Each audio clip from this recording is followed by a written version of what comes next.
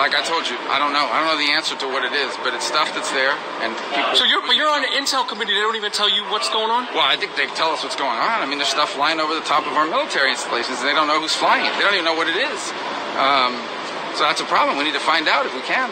So just a quick question, man. Everyone thinks, you know, we're the smartest out there in the universe, but are the aliens possibly smarter than what we are right now? Well, if they made it all the way here, they probably are, yeah. They're probably more advanced. If they can get here and we can't get there, that tells you they're more advanced. But I don't know if there are aliens. I don't know if they've ever visited here. I'm not, you know, when you talk about that stuff, everybody gets, you know, stigmatized about it. No one wants to sound weird. My thing is very simple. We don't know what that stuff is that's flying over the top of our installations. Let's find out. Maybe it's another country, and that would be bad news too.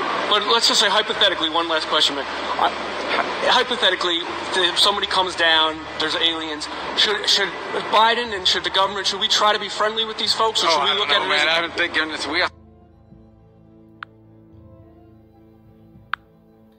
Shalom, Kahala Yahweh, Ba'Shem Yahushai, Ba'Shem Rukakwadash.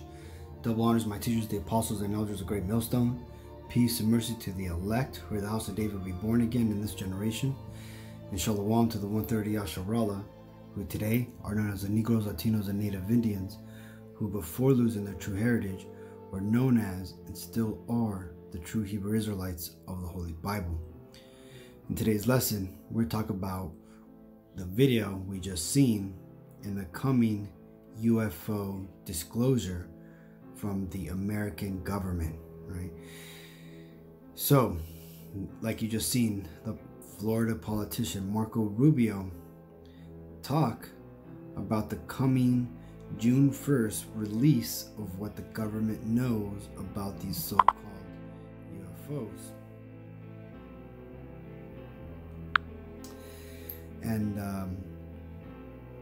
well, you know, what they're gonna release, I don't know, right? More than likely, it's not going to be the truth. They're not going to tell you that those are the angels that are written about in the Bible that visit the earth, you know, frequently to check upon the goings about in the earth, and also to make, you know, changes as according to the Lord's will, right? And they're also not going to tell you that they are here as hostile beings against the United States government, but you know, and that, you know, and they're definitely not going to tell you that inside of them are what you would call so-called black men, right, who are flying them, right? Because you see, these devils in power, right, they're basically, they're your adversary. They are your enemies. You see, the so-called Caucasian race, as the Bible describes them, all right, are the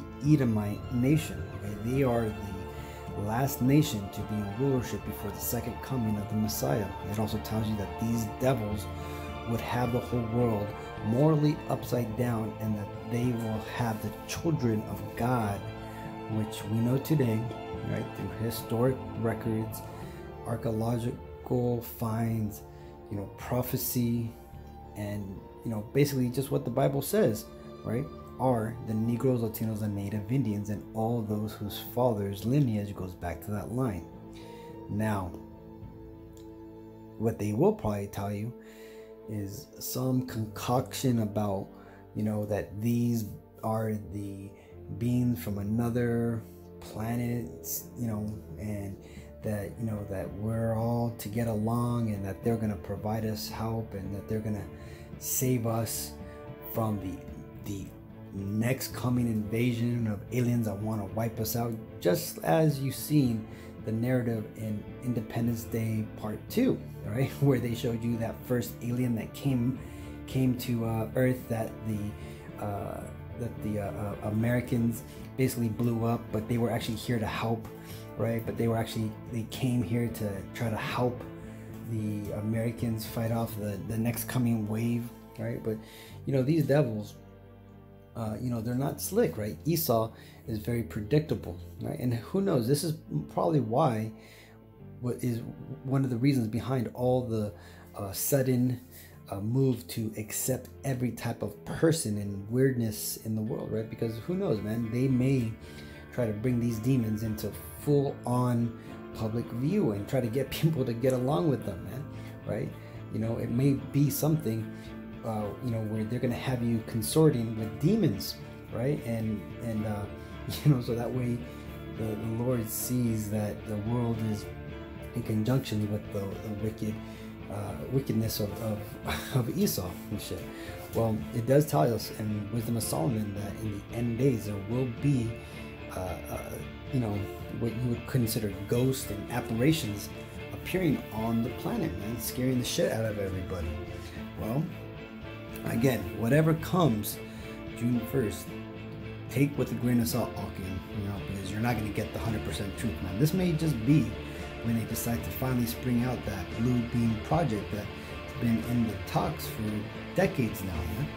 Right? But like I said, the UFOs are in fact the angels of the Lord, and in fact, the second coming of the Messiah will be with a fleet of so-called UFO, right? And it's going to appear as a UFO invasion. This is Matthew 24 and 30. And then shall appear the signs of the Son of Man in heaven, and then shall all the tribes of the earth mourn, and they shall see the Son of Man coming in the clouds of heaven with power and great glory. All right, and you see the Son of Man is talking about the Messiah, who the world ignorantly calls Yahweh, or Jesus, whose true Hebrew name is Yahushai. Okay, this is this is a more accurate depiction of what the Messiah would look like. Right? He is a so-called black man. Okay, now the true nationality of him would be a Judean. Right? He would be a Judite, right? Because he's from the tribe of Judah, right? And he is a true Jew, just as all the Negroes, are and stuff. Okay. Now the name Yahushai, by the way, it is Hebrew for he is salvation. Right? And you can read about this event in Revelation 1 and 7, 2nd Ezra 13 and 6, Isaiah 47 and 3, Acts 1 and 10, and Isaiah 66 and 15. But like I said, right, he is going to be coming back on a UFO, right, in the cloud of heaven, along with the thousands of heaven and all these UFOs that we have been trained by the devil to believe are filled with little green men with big, huge bug eyes and shit, right? But don't fall for that, right? When you finally see the true second coming of the Messiah, and you see that true alien invasion, understand that in fact is going to be the angels of the Bible, right? And also, as Apostle Tahar and the apostles have said, man, there may simply just be one huge ship that comes and rescues the elect, right?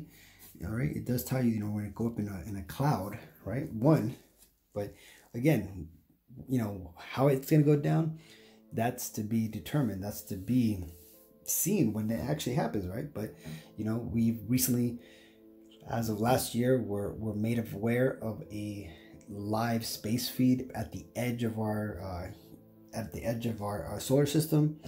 One of NASA's satellites actually caught an object multiple times the size of Earth entering into our solar system, right?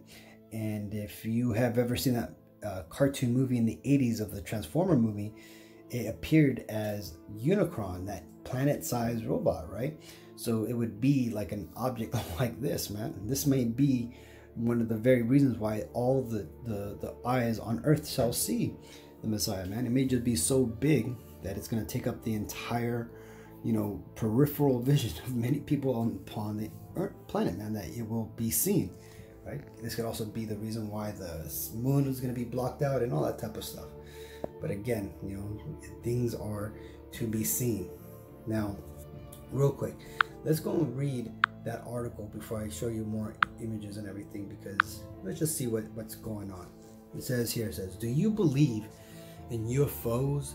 Decades ago, if you answered yes to such a question, many would have considered you to be a nut job. But at this point, UFOs are not a conspiracy theory any longer. In fact, even the US government is admitting that they exist, and in just a few weeks, we may learn a whole lot more about what the US government really knows about this phenomenon. President Trump signed a $2.3 trillion C-19 relief bill last December. It contained a provision that requires all U.S. intelligence agencies to submit an unclassified report to Congress that reveal all that they know about UFOs.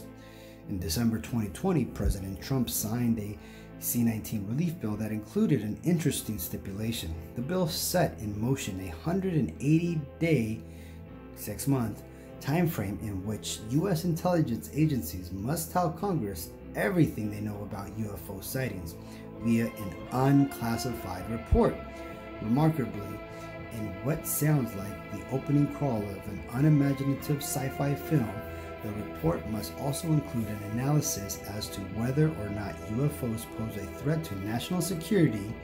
Perhaps one day our puny primitive weapons will be used to bring democracy to a spacefaring civilization.